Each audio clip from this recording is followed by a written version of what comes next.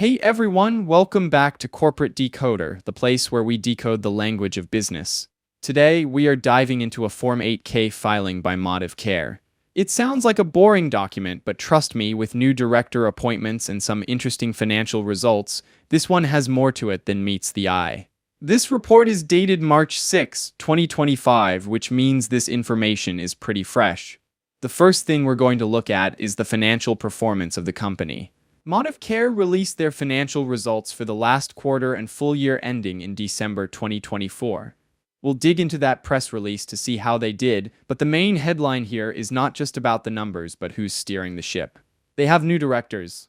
That's right, they're shaking things up with some fresh faces on the board. ModivCare appointed Alec Cunningham and David Mounts Gonzalez as new board members. That took effect March 7, 2025. So who are these guys and why should you care? Well, board members can have a huge impact on a company's strategy and direction. Let's find out. The company says that both Cunningham and Mounts Gonzalez are independent directors, meaning they don't have any major conflicts of interest with ModivCare.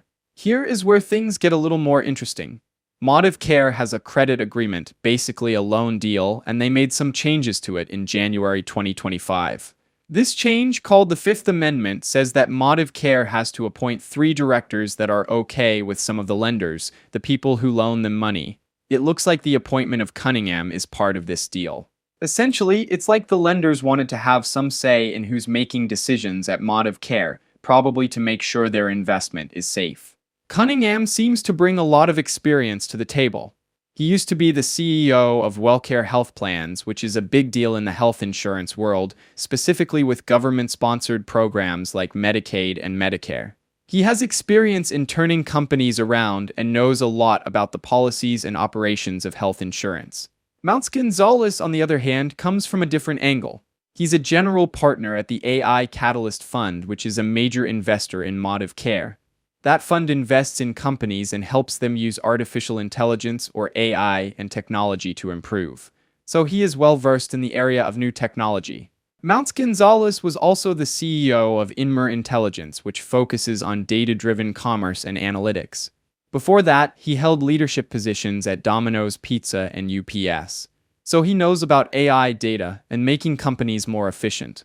ModivCare thinks Mounts Gonzalez's experience in AI, analytics, and making operations cheaper will help them be more efficient and create long-term value.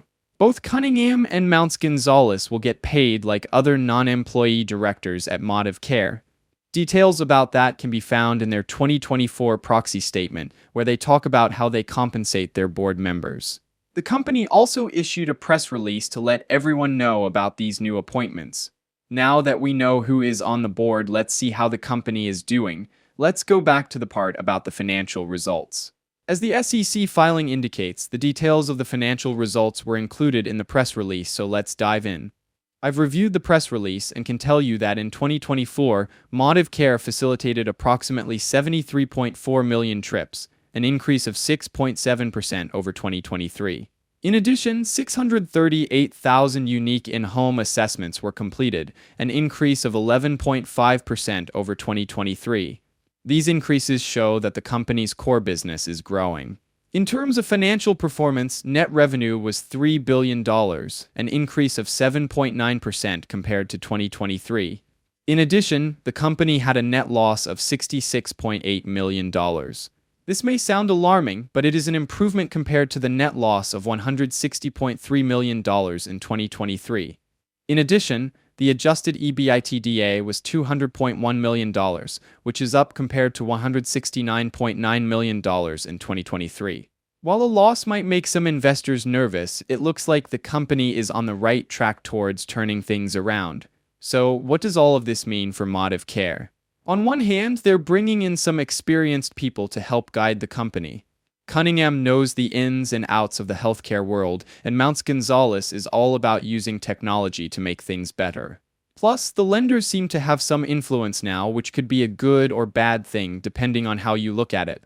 On the other hand, ModivCare still has some challenges. They're making progress with revenue, but they're still not profitable yet.